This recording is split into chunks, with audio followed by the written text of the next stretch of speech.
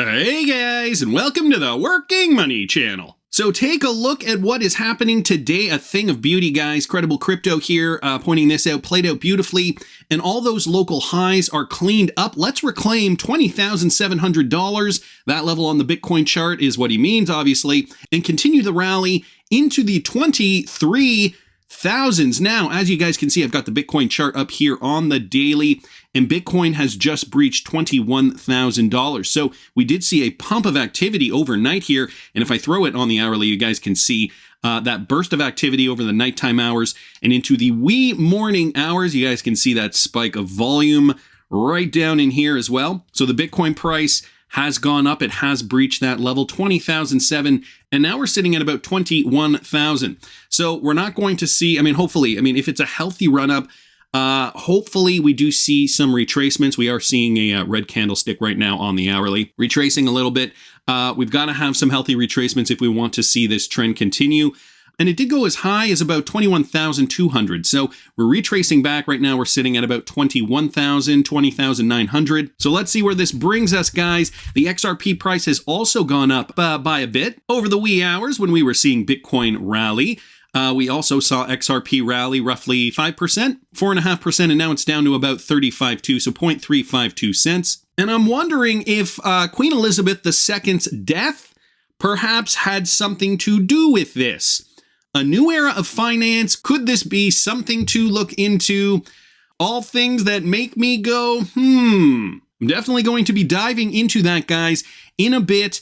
Just some Ripple partner news real quick here. So ZooSwap is proud to announce their official partnership with Ripple to build tools with the goal of enhancing the native XRP DEX functionality. So they just tweeted this out. I've been seeing this all over Twitter. The latest partnership over there with ZooSwap and Ripple. And to give you guys a little bit more detail about the XLS30D proposal for automated market makers, we talked about it a little bit yesterday. Michael Branch bringing us this article with a little bit more information. So the XRP ledger might soon receive new features for DeFi and NFTs, as the XLS30D proposed AMM and XLS20 proposals are in various stages of advancement. The XRPL validator is currently considering XLS20, a proposal for native NFTs on the XRP ledger. It aims to make the creation of NFTs on the XRP ledger compact and efficient, minimizing any detrimental effects on its performance and preventing congestion at scale. With built-in functions like minting and auctioning, XLS20 aims to significantly simplify the creation process for developers. I don't think I stressed it enough in yesterday's video to point out how important this Apex XRPL conference was over the last few days, or is over the last few days. Functionality and development on the XRPL is growing by leaps and bounds. And I feel like at first, in the late 10s, I guess, in 2017, 2018, 2019, we were seeing development mostly from Ripple. They opened up their Spring initiative, which is now the Ripple X initiative, to get more developers on board and to get more developers to actually be developing on the XRP ledger specifically. Cryptocurrency and blockchain technology, obviously an emerging industry. And so, to kind of get the leg up in the race, Ripple has been funding other independent companies to build on the XRP ledger. Now, this, of course, bodes well for all of us. This bodes well for XRP holders because, the more that is produced on the XRP ledger, the more value is driven to the XRP ledger, meaning the more valuable XRP tokens will be in the future. David Schwartz just the other day talked about automated market makers. So, this is obviously a progression.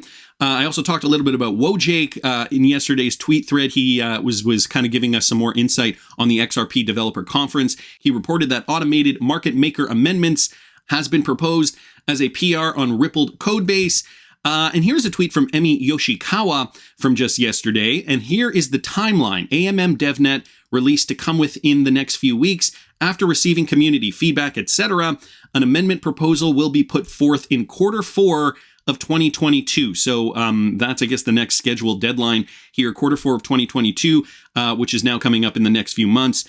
We welcome many of you to test out the functionalities on DevNet for feedback, and she also posted a pic there. So for those of you guys who might not know, Emi Yoshikawa is Ripple's VP of Corporate Strategy and Operations, and this was the timeline she shared for the XLS30D implementation. So a little bit more of an update there with regards to that. Wanted to thank Michael Branch for pointing that out. Cryptic Poet here, also bringing us some Ripple partner news with regards to the Bank of Egypt. So we know Ripple is partnered with the National Bank of Egypt, And now we're seeing Banque du Clair, they're joining the National Bank of Egypt, and Banque Miser in a strategic partnership with IBAG. So the cryptic poet here just pointing out the connections with regards to the Bank of Egypt and Lulu International Exchange. They are connecting through RippleNet, and this was news from back last year. Well, now we're seeing this strategic partnership form. Banque du Clair joins the shareholder of IBAG, Western Union's first agent in Egypt, after purchasing a stake from Al Ali Capital Holding, the National Bank of Egypt's investment arm, and Banque Miser. The strategic partnership extends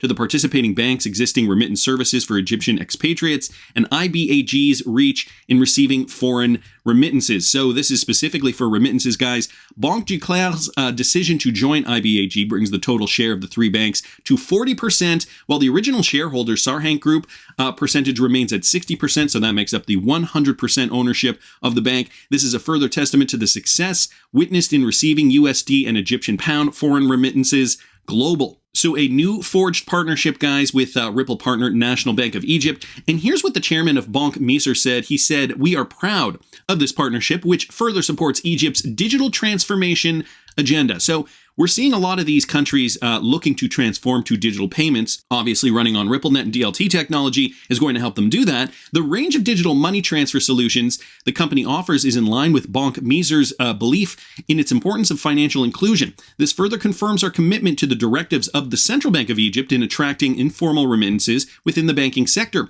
Banque du Clair joining the strategic partnership is a step towards increasing foreign cash flows and currency in Egypt, especially remittances from Egyptians abroad. So there you have it, the latest with regards to this one particular bank in Egypt and their new partnership with the National Bank of Egypt. You can see where this is going, right? Everybody is moving on to a new standard. Is this a new era of banking? Well, I think a surface level comment on that would suggest yes. Obviously, it's a new era of banking, especially if we're under the impression that the powers that be are looking to tear down an old system and replace it with a new system.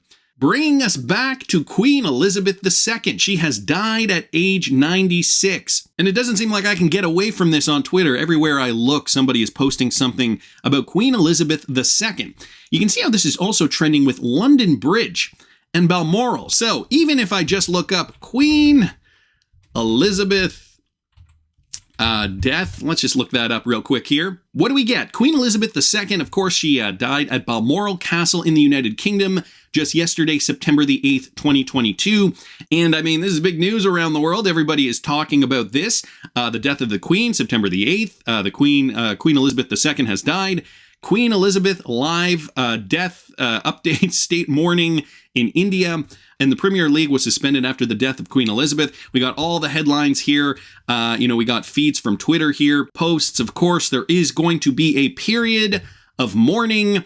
And so why was it trending with London Bridge? This is another point here that a little bit of a history lesson. And so began Operation London Bridge. Okay, this is just a description of what it is. That is the code name for the British government's operational protocol following the monarch's death. So London Bridge is a code name basically for the protocol. The Prime Minister is to be alerted by a phone call from a civil servant telling her London Bridge is down. You guys all remember the song as kids? London Bridge is falling down, falling down, falling down. Yeah, so I guess that had to do with the death of a monarch. So what does that mean, guys? Just clicking here. Obviously, it is the protocol. Buckingham Palace has confirmed that Queen Elizabeth II died this afternoon at Balmoral. Her health had deteriorated in recent days, requiring her to be placed under medical supervision after doctors were concerned about her health. And so apparently she died at her home in Balmoral, the royal family's Scottish summer residence, earlier with the rest of her family, including Charles's children, Prince William and Prince Harry, also traveling to Balmoral. So we've got the Queen. She is now dead. And Ian Bin starts the second part of this video off with some interesting observations. 10 days of darkness. From today, the UK will enter a 10-day mourning period on the day of the funeral, expected to take place on September the 20th. The London Stock Exchange will close, as will most UK banks. 10 days of mourning, guys. Today is Friday, September the 9th. So I'm guessing we're going to start seeing the closures as of tomorrow. Or rather, would it be today or tomorrow? Maybe it's today, the 9th, 10th, 11th, 12th, 13th, 14th, 15th, 16th, 17th, 18th. No, I guess it would be Saturday or Sunday, maybe. I guess the next whole week it's going to be closed. So 10 days of darkness. Keep that in mind here. We've also got this, guys, from 6 Links, and yeah, he doesn't shy away from the obvious. The sacrifice heard around the world. Queen Elizabeth II reported dead exactly 911 days after the day the world changed forever. Coincidence? All things that make you go, The World Health Organization on March 11th did declare the novel beer flu outbreak a global pandemic. And so 911 days after that date is indeed the day that Queen Elizabeth, coincidentally, I mean, it could be a coincidence. Coincidence. Queen Elizabeth dies. Okay. He also points out that 77 years and 7 days after World War II ended, a major sacrifice for the next major worldly catastrophe. So it has been 77 years and 7 days since the end of World War II. And that happens to also be the day that Queen Elizabeth II died. Now, I don't know. The powers that be in secret organizations, they love numerology, and this is why we kind of delve into this every now and then on Working Money Channel. 6 Links also down here saying, forgot to add this gem. The Queen died exactly 3 years and 33 weeks after the last blood moon in Scotland. So another piece of numerology here that has sparked some interest. Prince Philip died 3 years and 33 weeks after the total solar eclipse. Queen Elizabeth died 3 years and 33 weeks after the total lunar blood moon eclipse. Now, that's not to say that these people actually did physically, biologically die on these days. Maybe, and I mean just maybe, this is the day that they decided, and by they I mean the powers that be, have decided to release this information to us plebes. So all very, very interesting information here. I gotta thank 6 Links for posting that. Now, getting to a Bearableguy connection. In Bearableguy, I trust. This coming from Bubba Cugs here on Twitter. You guys remember the unicorn with the purple horn? And you guys remember at that time we were assuming that, XRP was going to be that unicorn currency that is going to change the financial system. And so Bubba Cugs points this out. What is Operation Unicorn? Operation Unicorn is the secret plan laying out what would happen if the Queen dies in Scotland. So just to reiterate one more time, she did die at Balmoral Castle in the United Kingdom, and that is in her estate in the Scottish Highlands. So Balmoral Castle is in Scotland. It states that on hearing the news, parliamentary business would immediately be suspended to allow authorities to prepare for the Queen's state funeral, bringing us back to these 10 days of darkness, guys. So you following me on this? All things that make you go, Scrolling down here, let me continue. Plek here also pointing this out. Here is another unicorn with a purple horn. Honoring the Queen, NYC's Empire State Building sparkled in a majestic purple and silver to pay tribute to Queen Elizabeth II, who died Thursday at the age of 96. And that looks eerily like a unicorn horn, a purple unicorn horn, similar to the one in the Bearableguy riddle. So we've got that as well. And what about the king? What can the world expect from King Charles III? Now, this part of the Bearableguy riddle here, and we have the king here. We don't know if the king is representative of the royal family or of the financial system. We have always kind of put the king in line with the old legacy framework, and Ripple and XRP coming to the table looking to disrupt the financial framework. Well, we know the royal family is connected to the Rothschilds and to, other organizations, the people that basically manipulate the puppet strings. So there's this imagery here, but I do not actually think the king is Prince Charles III. Now will be King Charles III. Nevertheless, some interesting imagery here, and I got to thank Simpson XP here for pointing this out. Prince Charles in the fleur de lis. Doesn't that look oddly familiar to the Bearableguy hat? And this one's even better down here. Wow, look at that. Charles right in the middle of the stage here at the podium with the fleur de lis hat, looking very, very similar to the hat that Bearableguy wears in all of his riddles. So is there a connection here, guys? Are we seeing something that maybe we should have been noticing earlier?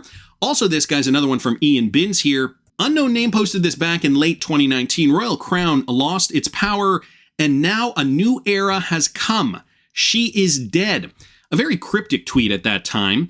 Then we got Mr. Poole here, just a few weeks ago, August 24th, 2022, posting the word era. So is this a new era? Is something changing? Well, CNBC International also says the Queen's death marks a new era for Britain, beset by economic uncertainty. So specifically pointing out the economy, which brings me back, obviously, to Ripple and XRP, guys. The unicorn imagery not only in Britain, but also being conveyed by New York City's Empire State Building. Of course, we've got the original Bearableguy carousel with the unicorn, the purple, green, and gold, or orangey yellow, representative of the currencies XRP, USD, and Bitcoin, BTC. XRP specifically being represented by purple. So guys, is a new era going to be ushered in? Does the death of Queen Elizabeth II mark the beginning of a new financial era? And I mean, I just got to point this out because I thought this was hilarious. Ferris Bubba saying, I've seen it all now. A Jim Cramer tweet. I bet the Queen will pull through this. I think somebody just created this to have a little fun. Anyway, what do you guys think is the new financial era ahead of us? Tell me down in the comments what you guys think, and please subscribe to the channel if you haven't already. Like the video if you like the content I'm providing. I always love hearing your comments. See you in the next one, guys.